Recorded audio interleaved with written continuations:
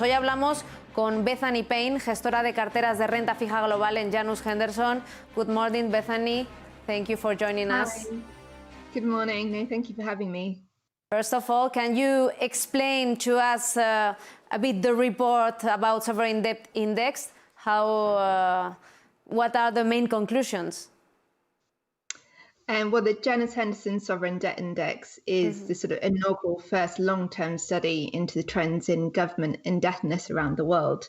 And we look at 50 countries in developed markets and emerging markets and look at the sustainability of their government's debt. And we see in the report that debts rose from $16.7 trillion in 1995 to $53.3 trillion in 2019. But during that time, happily, the world's economy grew, and that underpinned that sort of debt edifice. And the return on the sovereign debt index over that time was 354%. Now, last year, the world's government debts took on 8 years worth of borrowing alone just to fight off the pandemic. And this increased government debts by a fifth. Now, we look at the countries in our report, and 8 out of 10 of them fell into recession last year, while governments borrowed $9.3 trillion in more debt. And they needed this to really sort of shore up the economy, and this is a bigger amount than they needed in the financial crisis. The report that we have looks into sustainability of that debt and the trends around the world. And as we see sort of a stronger economies and returning of consumption and growth, that tends to be bad news for bond prices. So this report looks into that and the different trends and compares different countries across the world.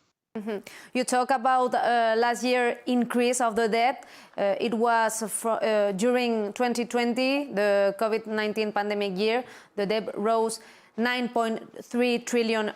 Can the economy bear this debt? It's a good question. I think before the last year, we were looking at the amount of debt that governments had taken on and wondering whether we'd reached the peak. And what last year really has taught us and showed us is that government borrowing can continue to increase far beyond what we expected before. And what we're seeing now with very low yields and borrowing to invest is actually quite a positive thing. And we've seen the average interest rate on that debt fall from 7.1% to just 2% on average that governments are paying for their loans. So as long as economies can grow and that debt is used for sort of productive purposes, that debt is quite cheap and should be easily financed. Which are the forecasts for 2021 in debt? Because 2020 was the pandemic year, but now is the recovery year, or it must be. So which are the forecasts? Yeah, and I think it's easy to look at last year and sort of think that might be the peak in debt levels. But what we see in our report is debt will continue to grow as the pandemic needs to be financed and sort of those fiscal needs need to be met. But what has peaked is the debt to the gross domestic product of those countries as the economy, as you say, starts to return back to normal. And we're not yet all the way through, obviously, this year. But in the report, we're looking at government borrowing in our index of around $4 trillion this year. So that's an equivalent of around $768 per citizen, and 4.9 billion citizens in the report that we look at. So the debt will continue to grow, and we're expecting that. Talking about the global population, or only Europe, or only the Occidental population? Within the 50 countries that we look. So that's covering developed markets and emerging markets on average. And how government could allow all this new debt? How can they face this amount? So Well, it's because interest rates really haven't gone up, and the fact that the cost of that debt burden has actually been falling. In the report, we look at, particularly in Europe, the fact that the interest cost burden has actually just gone sideways, and it hasn't increased despite the increase in debt in all these countries. So actually, it's very affordable. If anything, the treasuries would want to sort of extend the amount and maturity of the debt that they have outstanding to really take the benefit of really low interest rates.